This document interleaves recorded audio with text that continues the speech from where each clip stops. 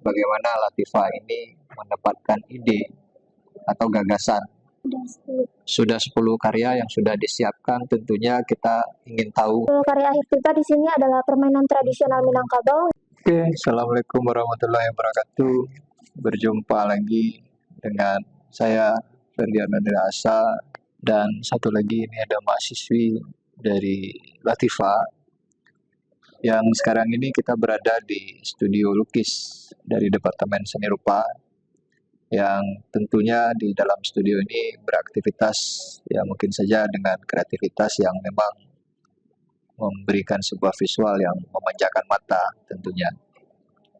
Nah, kali ini di dalam video kali ini tentu kita juga akan ke pengetahuan tentang apa yang sudah dilakukan oleh Latifah, yang sudah divisualkan melalui karya digital yang dengan judul permainan tradisional yang nantinya akan disampaikan oleh Latifah. Nah, sebelumnya Latifah tentu sudah melakukan beberapa kali bimbingan, yang dalam setiap bimbingan tersebut mendapatkan tentu ilmu atau pengetahuan atau pandangan, yang mana pandangan itu mengarah kepada wujud karya yang akan diciptakan. Nah, tentu salah satu hal yang penting yang perlu kita bincangkan di hari ini ialah bagaimana Latifah ini mendapatkan ide atau gagasan dari pikiran atau perasaannya atau pengalamannya sehari-hari, sehingga muncul sebuah ide kreatif yang memang itu menjadi wujud atau masalah yang akan diangkat menjadi sebuah karya dan tulisan di dalam laporan. Baik, untuk Latifah mungkin kami bisa sama-sama mendengar dari karya yang sudah disiapkan. Sudah berapa?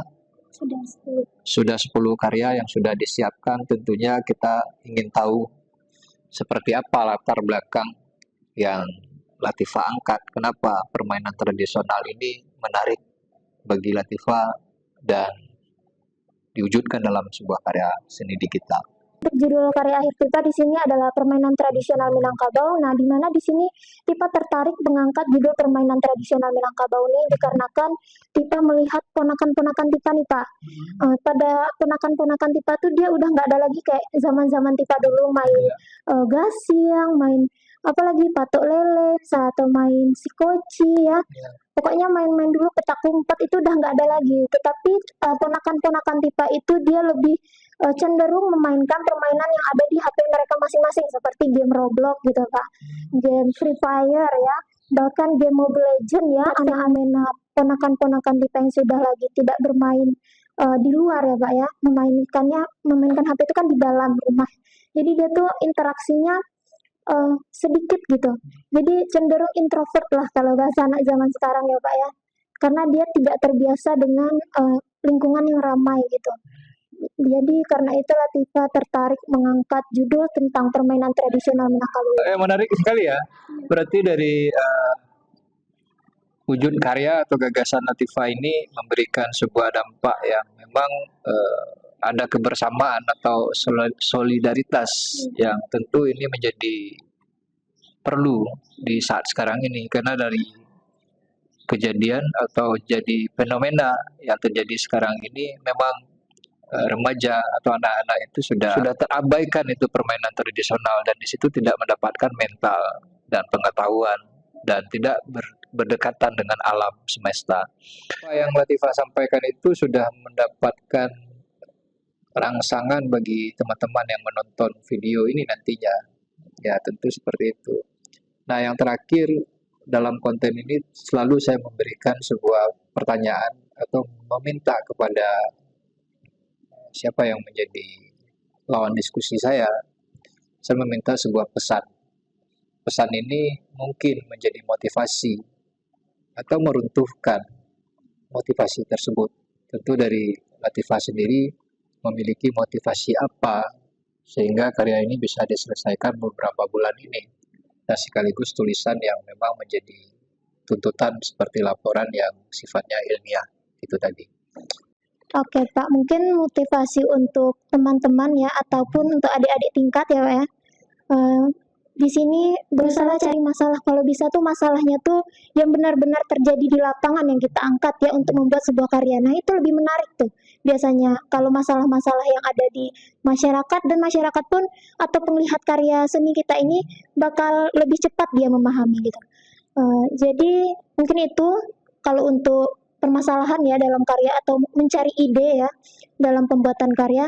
Sedangkan dalam proses berkarya itu usahakan sebisa mungkin yang ada kemampuan kita tuh kita keluarkan.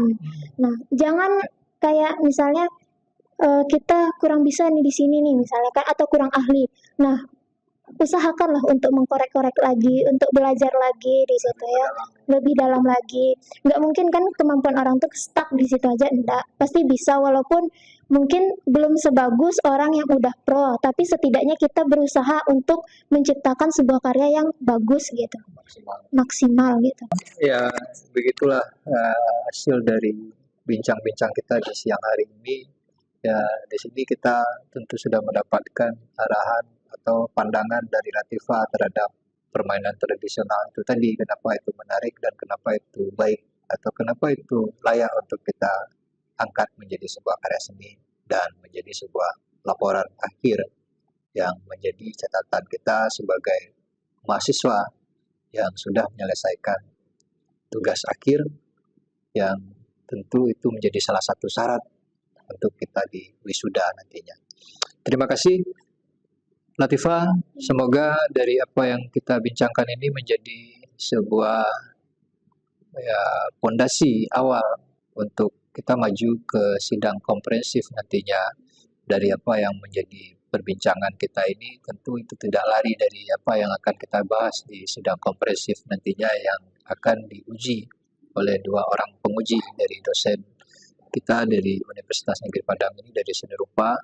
Ya tentu itu menjadi gagasan kita di awal. Terima kasih. Semoga dari video ini menjadi manfaat yang luar biasa dan bisa akan lebih baik lagi ke depannya. Terima kasih. Assalamualaikum warahmatullahi wabarakatuh.